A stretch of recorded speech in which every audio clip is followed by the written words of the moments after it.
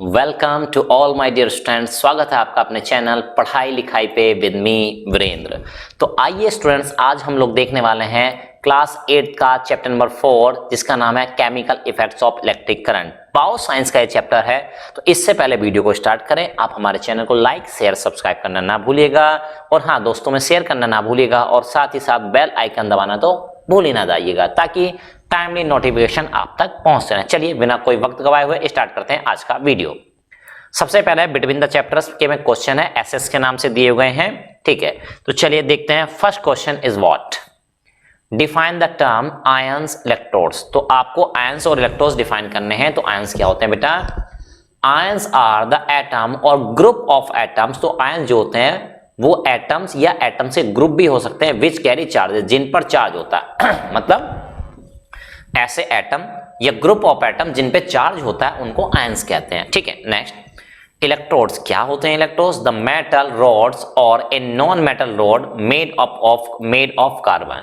ठीक है, तो मेटल की रॉड हो सकती है या नॉन मेटल की रॉड हो सकती है ना, जैसे कि कार्बन की बनी हो सकती है। यूज्ड फॉर इलेक्ट्रिक करंट, जो कि इलेक्ट्रिक करंट को फ्लो कराने के लिए इस्तेमाल की जाती है, आर कॉल्ड इलेक्ट्रोड्स। उनको इलेक्ट्रोड्स कहते हैं। ठीक है, चलिए next, is alcohol a good electric conductor? Why?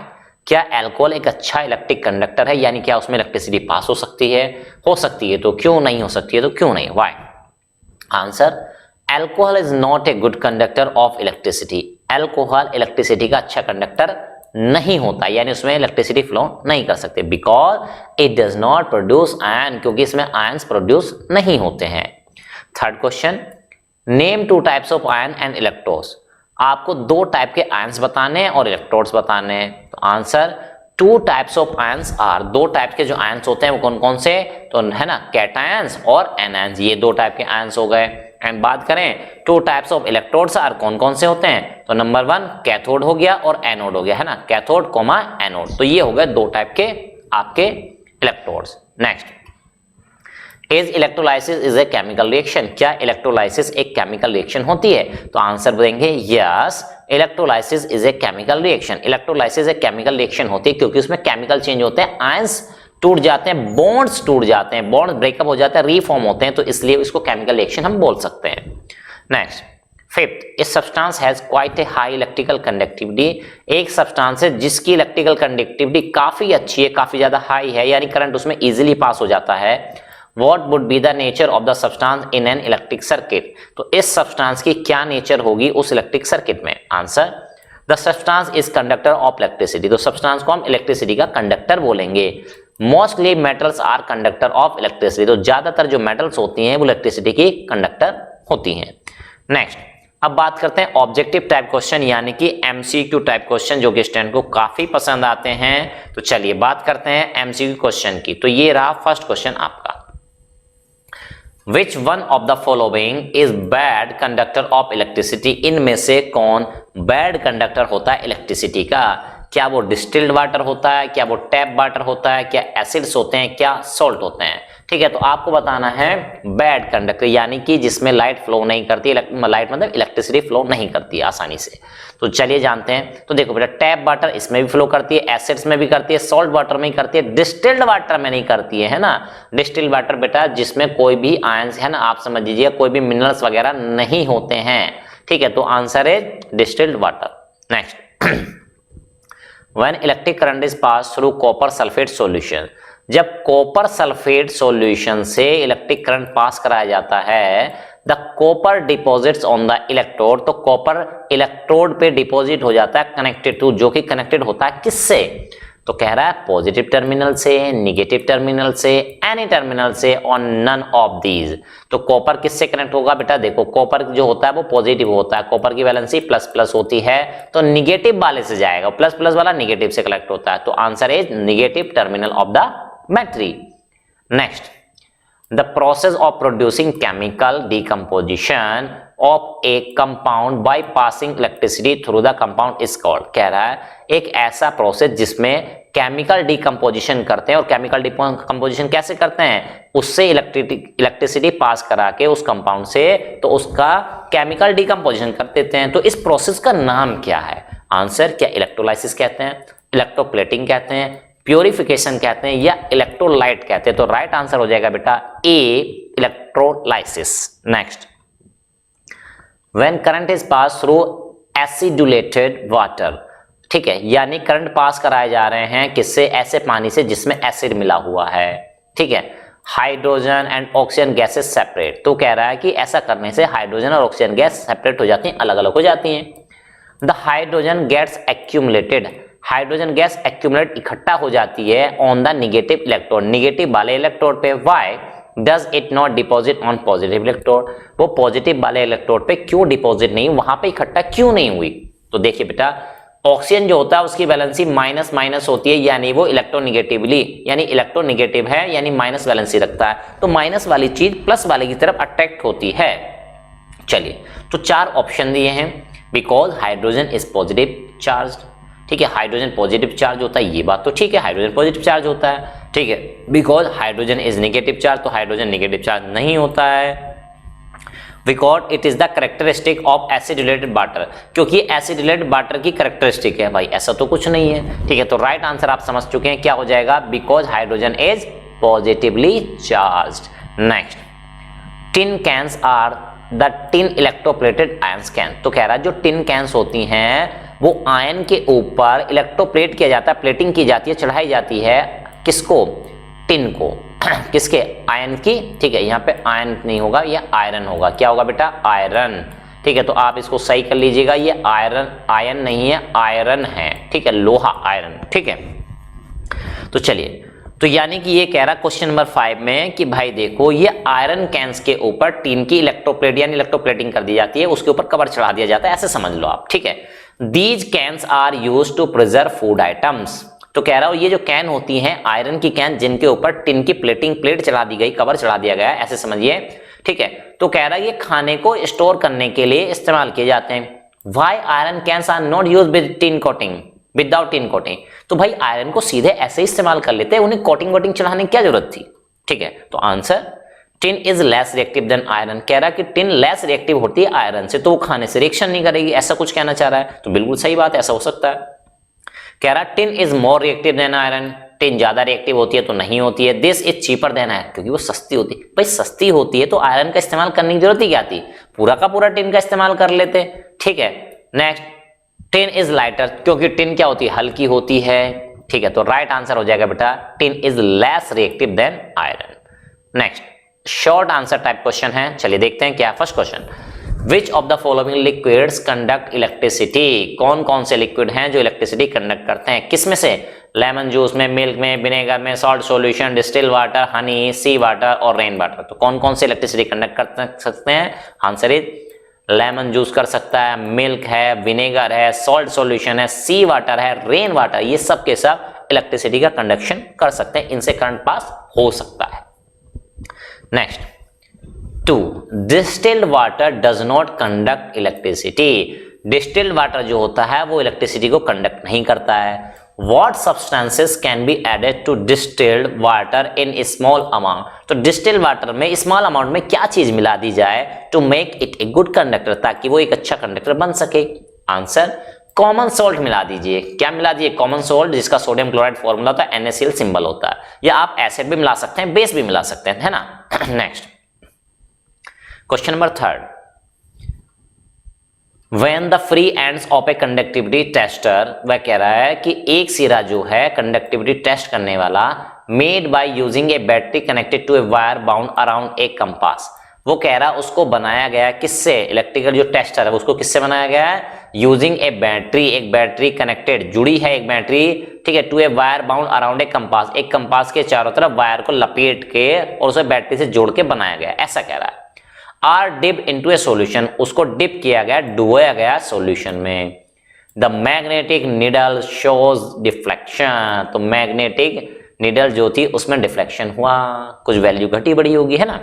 Can you give the reason behind this deflection, क्या आप इस डिफ्लेक्शन के पीछे का कारण बता सकते हैं? तो देखो बेटा, magnetic needle show the deflection because current flow in the conducting tester, conducting tester में करंट फ्लो किया है, इस वजह से ऐसा हुआ है, ठीक है। As solution is the conductor of electricity, इसका मतलब ये निकलता है कि वो जो सॉल्यूशन था उसमें इलेक्ट्रिसिटी कंडक्ट कर सकती है, फ्लो कर सकती है।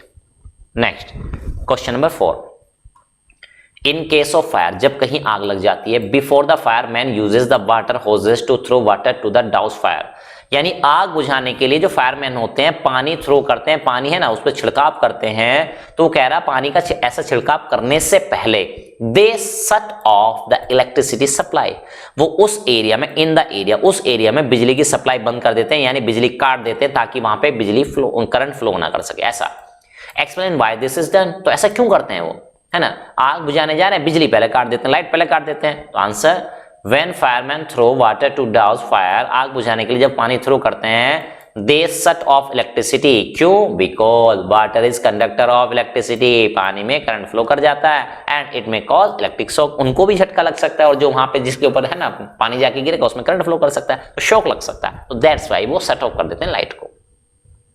Next, on what factors does the chemical effect produced by an electric current depends, ठीक है, तो कह रहा है केमिकल इफेक्ट्स की वजह से जो करंट फ्लो करता है वो किन किन बातों पर डिपेंड करता है, तो दो बातों पे, कंडक्टिंग सॉल्यूशन पे, नेचर ऑफ द इलेक्ट्रोड्स पे डिपेंड करता है। ठीक है, चलिए next question number 6, when electric current is pass through acidified water, यानी कि वाटर में एसिड मिला हुआ है और उससे जब करंट पास कराया जाता है, व्हाट इज प्रोड्यूस्ड एट, तो एनोड पे क्या प्रोड्यूस होता है, क्या बनता है, और कैथोड पे क्या बनता है। आंसर एनोड पे बनेगा आपकी ऑक्सीजन, कैथोड पे बनेगा आपका हाइड्रोजन। क्या बनेगा, एनोड पे क्या बनेगा, ऑक्सीजन, कैथोड पे, अब देखो बेटा कैथोड यहाँ पे H आ रहा है, तो जहां पे H आए वहां पे समझो हाइड्रोजन बनना है, कैथोड पे हाइड्रोजन बनेगा।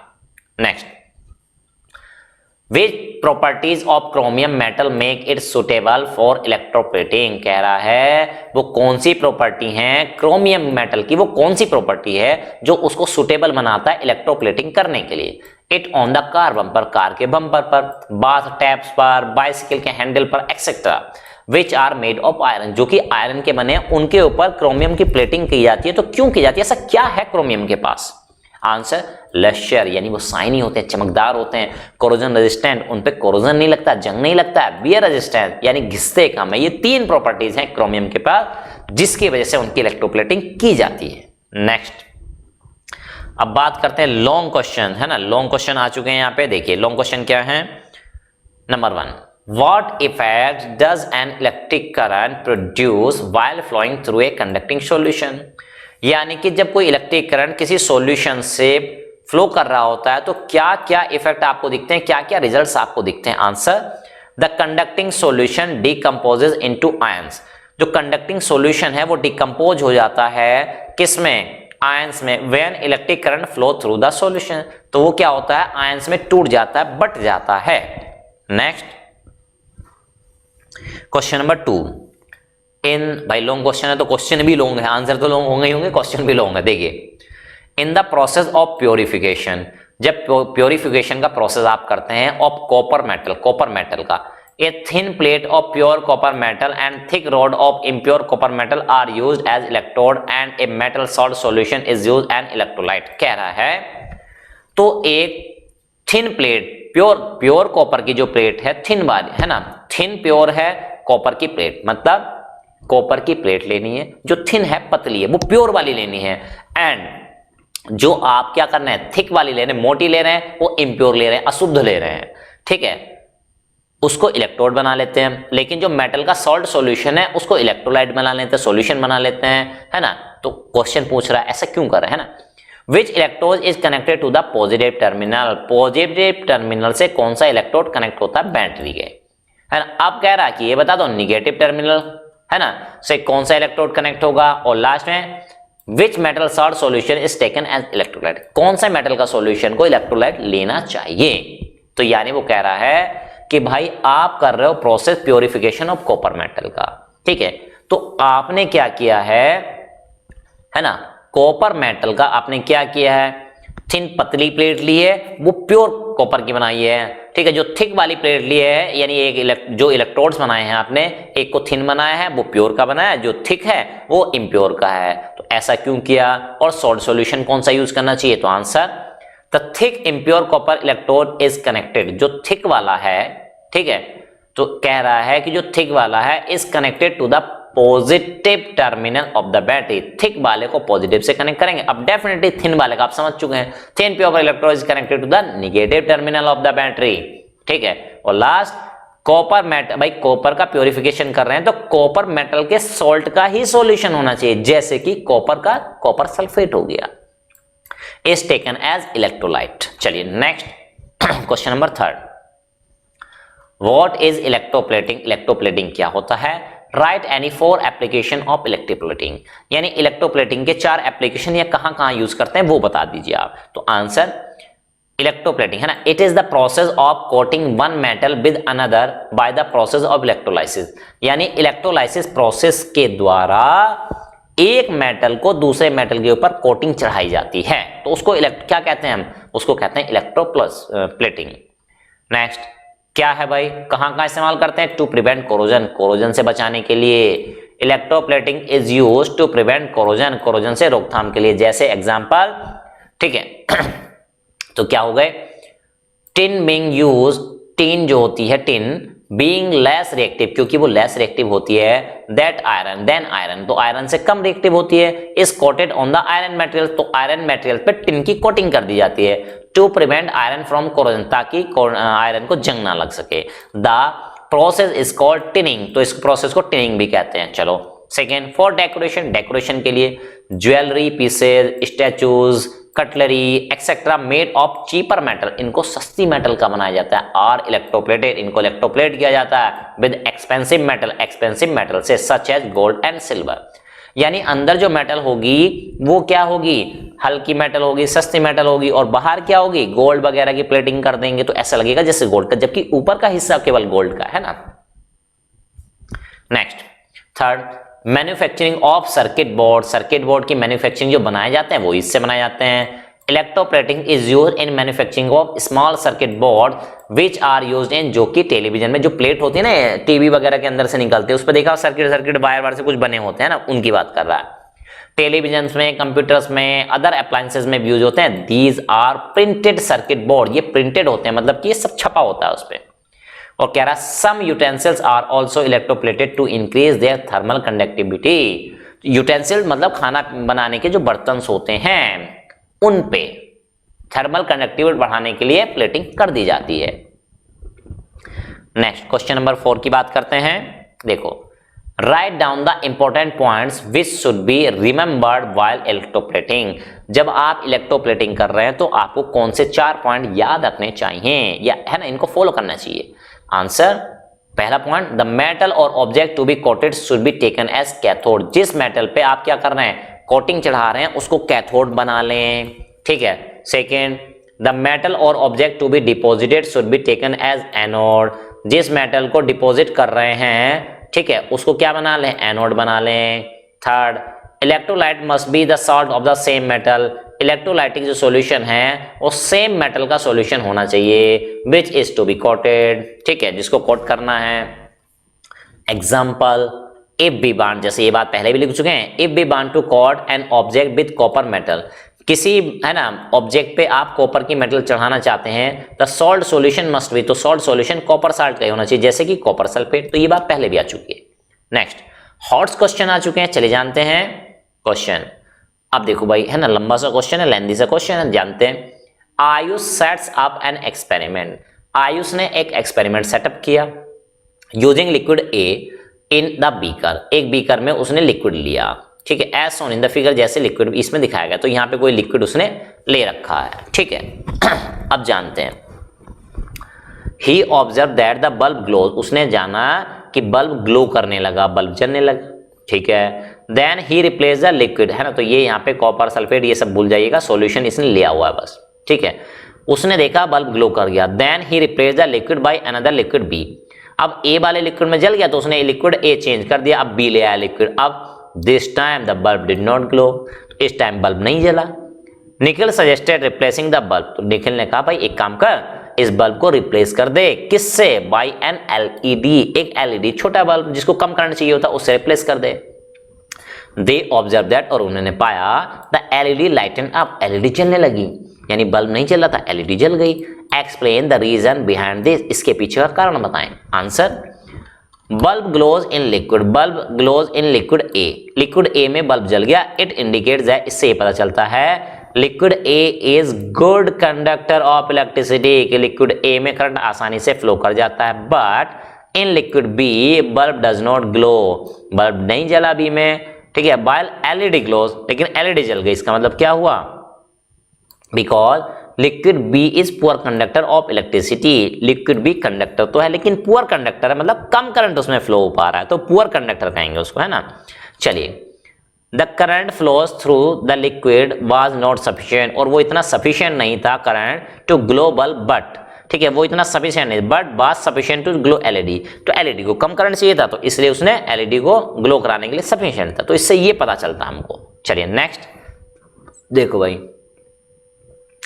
इन द गिवन सर्किट, एक सर्किट दिया है, आरब ऑब्जर्व दैट, आरब ने देखा, आरब ने, copper is deposited on the cathode connected to the negative terminal, कह रहा है कि भाई ये वाला निगेटिव है, ये वाला पॉजिटिव है, ठीक है, तो आरब ने क्या देखा कि cathode connected to the negative, cathode जो है निगेटिव टर्मिनल से कनेक्टेड है, कॉपर इज डिपॉजिटेड, और कॉपर वही निगेटिव वाले पे डिपॉजिट हुआ है, ठीक है, किस पे हुआ, निगेटिव वाले पे डिपॉजिट हुआ है।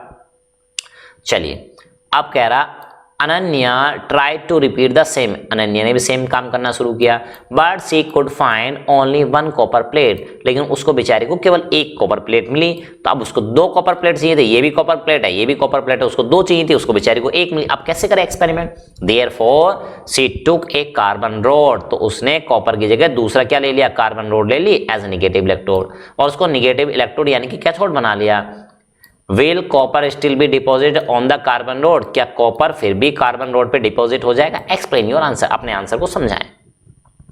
तो कहेंगे yes copper still be deposit on the carbon rod पे फिर से डिपॉजिट हो जाएगा copper, but carbon electrode react with O2 to form CO2, लेकिन हो तो जाएगा, लेकिन इनका जो इलेक्ट्रोड है वो रिएक्शन कर लेगा O2 से, ऑक्सीजन से, और CO2 बना लेगा, कम हो सकता है, ज्यादा हो सकता है, रिएक्शन कर लेगा, लेकिन डिपॉजिट होना स्टार्ट हो चुका होगा, आप ये समझिए बेटा, है ना। तो बिल्कुल सेम इफेक्ट तो नहीं होगा, लेकिन कुछ चीजें बदल चुकी होंगी।